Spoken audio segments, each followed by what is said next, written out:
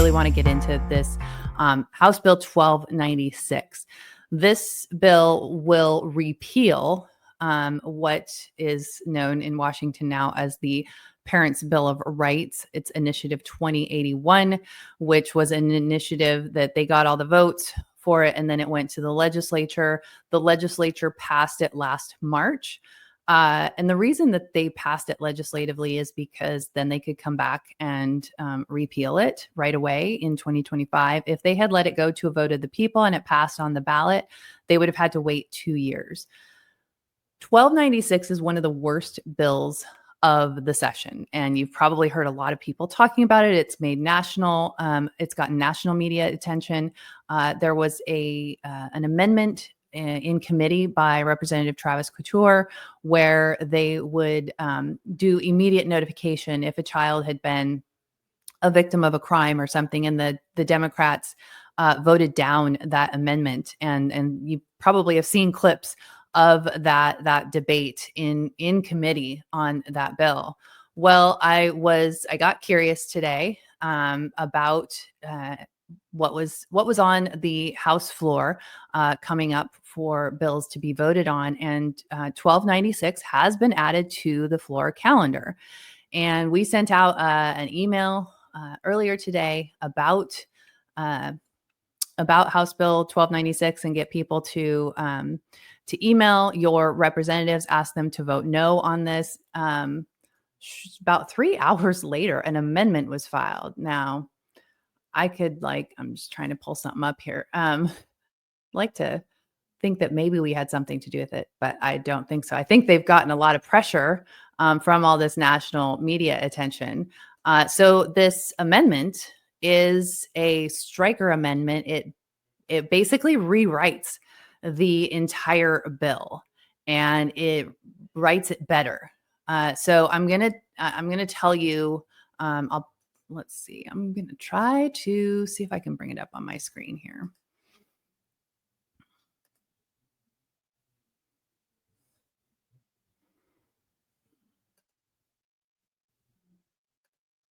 Okay. All right. Hopefully y'all can see that. Okay. Let me go up to the top. Okay, so we are at the top of this amendment. Strike everything after the enacting clause and insert the following. So at the top of the bill, they're rewriting everything. And so it's 16 pages. So we're going to go through this in depth, but I just wanted to show you. And then at the very end, it has to show the effect. So what does this amendment do to the bill? And as I said, it changes the entire bill. So I know that's like, you guys can't read that on your probably. So I'm going to read to you. I'm going to tell you kind of the highlights. This is what I've been trying to work through over the last hour and a half since I found it, because I wanted to share this with you. I think it's a huge deal. I'm not sure really the strategy here, because if you recall, or maybe you don't even know, but earlier this week, the Democrats filed in the Senate. They filed a Senate joint resolution, which is a bill that would actually become a proposed amendment to the state constitution for abortion, so-called gender-affirming care, even IVF. So the timing of that was really suspicious, since we're past cutoff. It seemed to me like kind of squirrel, a distraction from some of their other bad bills. So I'm not sure if these are connected in any way, but I think there are a number of different things going on right now in Olympia with the Democrats that citizens should just be discerning, be on guard, and just kind of watch what's going on. So I'm going to take you through. So part 1 of the bill was unchanged. Part 2 of the bill was unchanged. Part 3 is changed, and parts 4 and 5 were also unchanged. So we're going to go through part 3 of House Bill 1296. So this, so the amendment that was proposed by Representative Monica Stonier, she is the prime sponsor of House Bill 1296. So the fact that she's writing the striker amendment leads me to believe that this is the intention, is they're going to just override the original bill. So this amendment removes the broad enrollment right for all children, regardless of status, and the option for private home-based instruction, focusing only on public school parents. So when I saw that, I was like, does that have something to do with, does that impact homeschool kids? No, it does not. What they're doing is they're paring down the bill. So this bill only focuses on children who are enrolled in Washington public schools. They have classroom access for parents is expanded to include curriculum and textbook review. The amendment redefined education records to align with FERPA, which is the Federal Education Rights. Joy put it in the chat for me because I forget what the official records, not personal notes, with no fees for inspection and reasonable fees for copies. Immediate notifications for crimes against the child, shootings, detentions, or custodial interrogations, replacing the 48-hour timeline. So what the Republicans were trying to do in committee was, there was a thing that said, thank you, Joy, Federal Education Rights and Privacy Act. In the previous version of the bill, well, the amendment hasn't been adopted yet. So the way the bill currently reads is that the school had 48 hours to notify a parent if their child had been a victim of a crime, if there had been a school shooting, if the child had been interrogated by law enforcement. Now, this amendment would change that to immediate notification, which is a very good thing, which was what they were going towards in the committee. So they're basically doing what the Republicans wanted. The amended version has opt-out rights for surveys and sexual health education records and curriculum and things like that.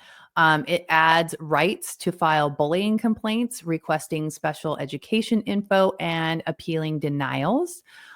It specifies no private right of action and maintains exceptions for abuse and neglect cases. So what they're saying is that if a child has been abused or neglected, or if that's suspected of a parent, then the parent wouldn't have all the rights that this is saying. So the bill grants broader initial rights, but the amendment is focusing the bill only on public school kids.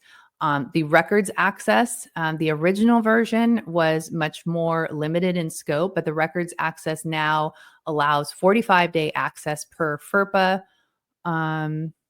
Julie, are you talking about making a request for a full and complete student record? I don't think I am, Joy. I just forgot I'm just reading off from what's in the bill per the FERPA thing. But I think that what you're saying about requesting a full student record is based on the FERPA guidelines. The amendment prohibits fees for inspection of records and aligns the definitions more explicitly with federal law. Again, the notifications was changed to require immediate notification instead of that 48-hour notification.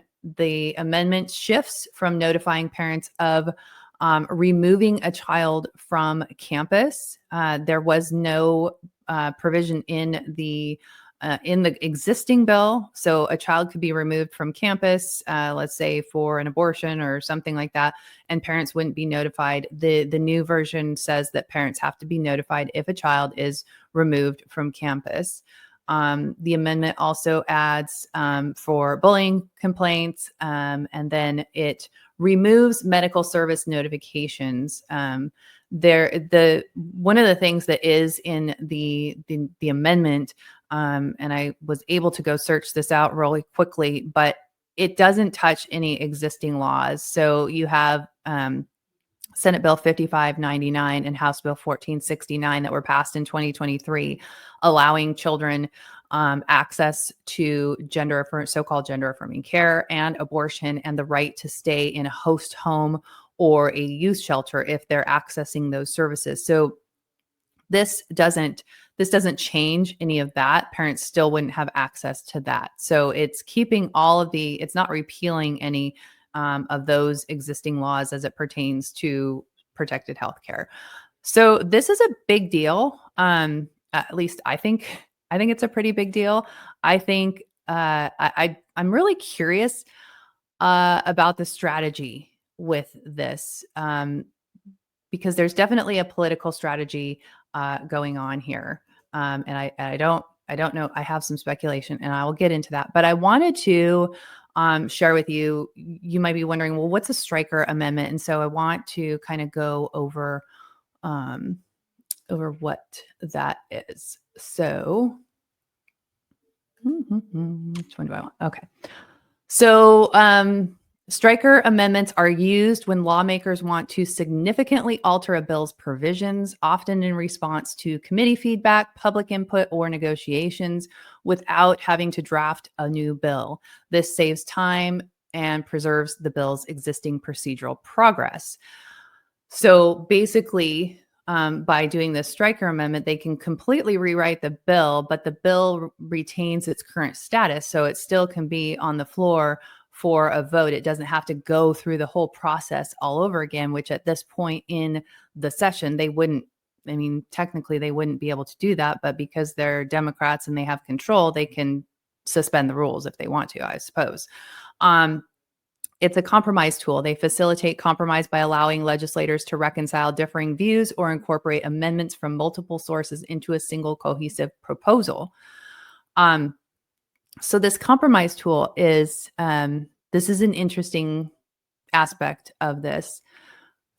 Remember, I said that in committee, the Republicans had tried to get an amendment to change it to immediate notification. Sometimes what will happen is there will be a compromise where the Democrats say, okay, if we put this amendment on it, or if we take your amendment, will you vote for the bill? I hope I'm wrong, but I suspect that's the kind of thing that has transpired here. And you are going to see a Republican vote yes on this bill now that it has been changed. The bad stuff in the bill is still there, with the gender and affirming schools. Parents still wouldn't have notification if their child was being called a different name, different pronouns, being given different clothes at school. So the Democrats are really, I mean, none of the existing laws are changed. And that the initiative 2081 was very narrow in scope. And I don't know if a lot of parents realize how narrow in scope it was, because it didn't change existing laws. And so I think that I'm concerned about this compromise tool piece of this, and we'll see. But that's kind of what I suspect. And critical thinking, try it, says not sure you can call them Republicans in Washington. You might have a point there. Second string Democrats, or Democrats that live in red districts that wouldn't get elected. And if they ran as Democrats in their red districts, they wouldn't get elected. And a lot of the sort of rhinos, some of the biggest rhinos in Washington live in very red districts. And I do think they're Democrats, but they have to run as Republicans so that they can win. Okay, efficiency. Rather than withdrawing a bill and introducing a new one, which restarts the legislative clock, we kind of already touched on this, a Stryker keeps the process moving forward under the original bill number. So examples: refining policy after committee hearings, addressing legal or technical issues, shifting the bill's focus while staying within its original intent. So I wanted to share this with you guys about what is a Stryker amendment, because these are all things that my team and I have been learning along the way as we've been digging into this, because we're just, concerned citizens who wanted to find out what was going on. So as we learn these things, we like to share them with you so that you understand too. And once we know, how things work, it allows us to be more impactful. So hopefully you learned something new there. Significance of a Stryker amendment allows the legislature to adapt bills dramatically during the session, reflecting evolving priorities or addressing flaws without derailing the legislative timeline. Transparency, because they can replace the entire bill, strikers make it clear what the new proposal entails, though they can also complicate tracking changes if not well documented. And then here we have strategic use. This can be a tactical move to bypass opposition to the original bill by presenting a fresh version that might garner broader support. So there you have it. So this is kind of an interesting turn of events. I did not have this on my bingo card for this bill for this session, but I think I would say it's a very strategic move by the Democrats because it's definitely it does make the bill less bad. It's still a bad bill, but it's less bad. It was really, really bad. Now it's just really bad. So I think this was a good move. I'm very concerned that you're going to see a Republican a vote on this, and that will be very unfortunate, though not not completely unexpected.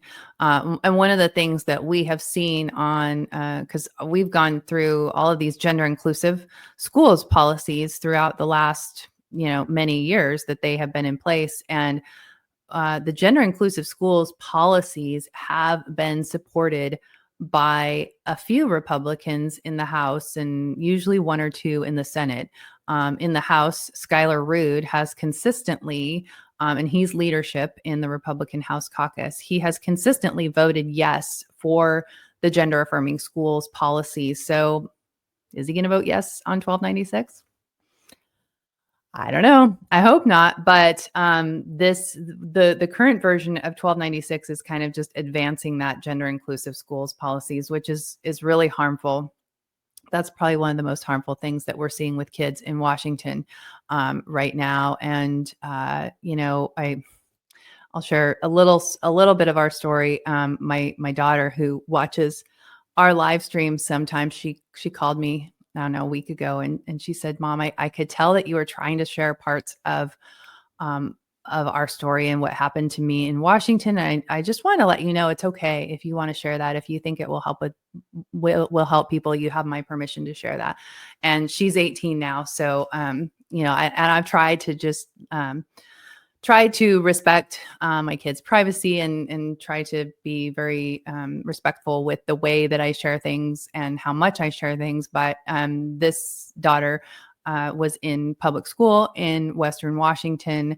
And her sophomore year, she was socially transitioned by her high school. They were calling her a different name. They were calling her different pronouns. They had changed her school record.